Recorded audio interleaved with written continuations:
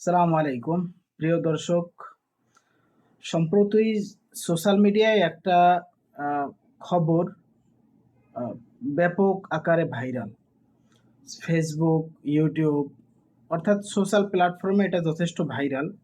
সেটা হলো সৌদি আরবে নাকি বাংলাদেশি প্রবাসীদের 20,000 প্রবাসীদেরকে ধরে তারপরে দেশে পাঠিয়ে দিতেছে। এরকম একটা নিউজ সোশ্যাল প্ল্যাটফর্মে যথেষ্ট ভাইরাল হইতেছে বা ভাইরাল ট্রেন্ডিংয়ে আছে বর্তমানে। তো আমি এই বিষয়টা নিয়ে ২ টা কথা বলতে চাই যে আসলে বিষয়টা সত্য না। কেননা এটার মূল বিষয়টা হলো সৌদি আরবে প্রতি সপ্তাহে আ ১৮ থেকে ২০,০০০ প্রবাসী ধরে। এখন এই প্রবাসী কারা? শুধু বাংলাদেশীরা? না, শুধু বাংলাদেশীরা না। এই প্রবাসীরা সৌদি আরবে বিভিন্ন দেশের লোক যারা কাজ করে, এদের ভিতরে যারা অবৈধ আছে তাদেরকে ধরতেছে। তো সুতরাং ১ম এ বিষয়টা ক্লিয়ার হলো যে আসলে সৌদি আরবে এই বিষয়টা মানে শুধু বাংলাদেশীদের জন্য না। যেমন সৌদি আরবে বাংলাদেশী সহ প্রায় ৫০ টা দেশের কর্মী কাজ করে।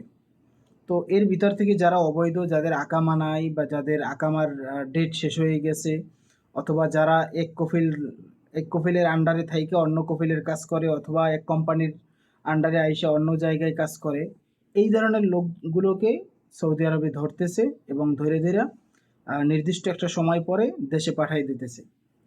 নাম্বার ২, সোশ্যাল মিডিয়ায় যে বিষয়টা আরেকটা বিষয় ভাইরাল, যেটা এখন সৌদিদের মুখে যে বাংলাদেশীরা সৌদির বাচ্চাকে কিছুদিন আগে তার ছবি সম্বলিত সেখানে জুতার মালা, তারপরে আ মানে জুতা দিয়ে পিটানো, মানে বিভিন্ন ধরনের লাঞ্ছিতকর যে ঘটনাটা ঘটাইছে বিগত ১২ই মার্চ, আ সরি ১২ই এপ্রিল।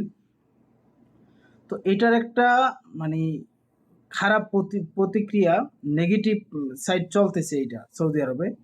এর কারণে অনেক সৌদি কফিল তারা অনেকটা রাগান্বিত।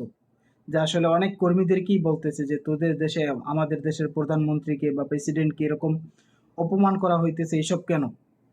তো আমি এর আগে একটা ভিডিওতে এইসব বিষয়ে বিস্তারিত বলছিলাম। তারপরেও এখানে যেহেতু কথাটা ওই প্রবাসীদেরকে নিয়ে আসলো, তো সুতরাং এখানেও বলতেছি যে আসলে আপনারা বাড়াবাড়ি করেন কিন্তু অতিরিক্ত বাড়াবাড়ি করাটা ঠিক না। যে বাংলাদেশী ভাইদেরকে যারা আছেন তাদেরকে বলতেছি, এইখানে সৌদি আরবে প্রায় ৩০ লক্ষ লোক কাজ করে, নারী পুরুষ সহ, বাংলাদেশী প্রবাসী। তো আপনাদের কারণে প্রবাসীদের একটা ক্ষতি হোক সেটা আমরা কখনোই চাইবো না। আর যদি আপনারা এই ধরনের উল্টাপাল্টা কাজ করেন তাহলে এই ক্ষতির সম্মুখীন আমরা হব, আপনারা না। আপনারাও হবেন। কেননা দেশের অর্থনৈতিক অবস্থা ভালো হবে না। আমাদের কাছ থেকে আপনারা রেমিটেন্স পাবেন না। দ্বিতীয়ত এর ভিতরে আপনাদের ফ্যামিলি যদি কেউ থাকে, অবশ্যই আছে মামা, খালু, ভাই, বাপ, আত্মীয়স্বজন, চাচা যারাই আছে তাদের প্রতিও কিন্তু একটা মানে খারাপ অবস্থা চলে আসবে। সুতরাং সেটা আপনার ফ্যামিলির জন্য এটা ক্ষতি। আমি আবারও অনুরোধ করব এই ভিডিওর মাধ্যমে যে আপনারা কেউ এমন কোনো কাজ করবেন না যার কারণে সৌদি আরব কেন সারা বিশ্বে যারা প্রবাসী আছে, যারা রেমিটেন্স যোদ্ধা আছে তাদের জন্য কোনো ক্ষতি না হয়। এটাই আমি সবার কাছে অনুরোধ করব। সবাই ভালো থাকবেন। আল্লাহ হাফেজ।